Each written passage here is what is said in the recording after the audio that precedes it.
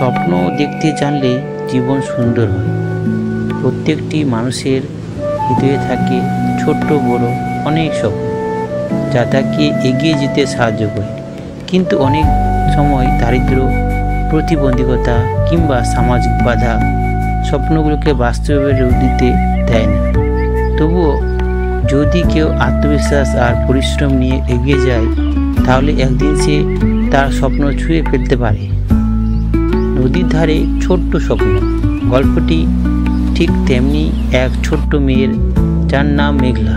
সে এক অজপাড়া গাঁয়ের মেয়ে, যার জীবন নদীর কলধ্বনি আর প্রকৃতির মাঝে কেটেছে। তার মানে ছিল বড় হওয়ার অনেক স্বপ্ন, কিন্তু দারিদ্র্য ছিল তার পথের বাধা। গল্পটি মেঘলার সংগ্রাম, তার প্রতিভা এবং আশেপাশের ভালো মানুষের সহায়তায় স্বপ্ন পূরণের এক অনুপ্রেরণাদায়ক কাহিনী।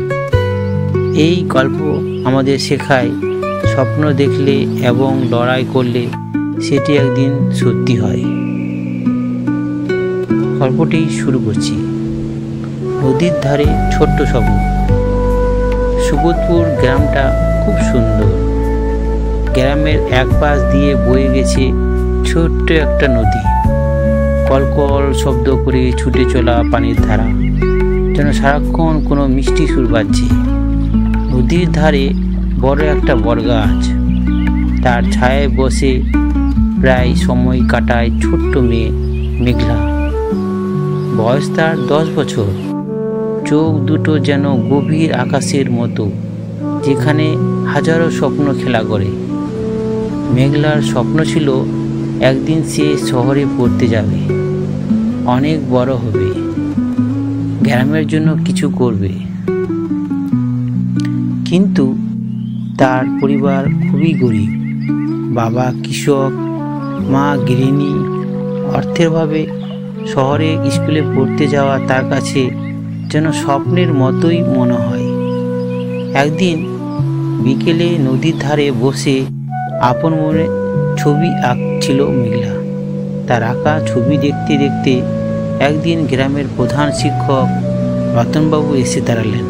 তিনি বললেন, মেঘলা, তোমার আঁকা এত সুন্দর, তুমি কি জানো শহরে একটা চিত্রাঙ্কন প্রতিযোগিতা হচ্ছে?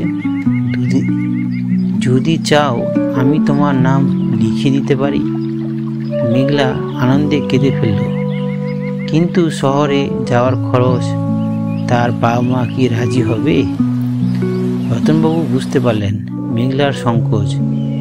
তিনি নিজেই ঠিক করলেন মেঘলাকে তিনি সাহায্য করবেন। গ্রামে কয়েকজন ভালো মানুষ মিলে তাকে শহরে পাঠানোর ব্যবস্থা করল। প্রতিযোগিতার দিন শহরের বড় হলে গিয়ে মেঘলা বিস্ময়ে তাকিয়ে রইল। এত সুন্দর সুন্দর ছবি, এত বড় বড় শিল্পী। কিন্তু ভয় না পেয়ে সে মন দিয়ে ছবি আঁকল। তার প্রিয় নদী, বটগাছ, গ্রামের মাঠ আর মায়ের হাসি। ফলাফল ঘোষণার দিন সবাই অবাক। মেঘলা প্রথম হয়েছে।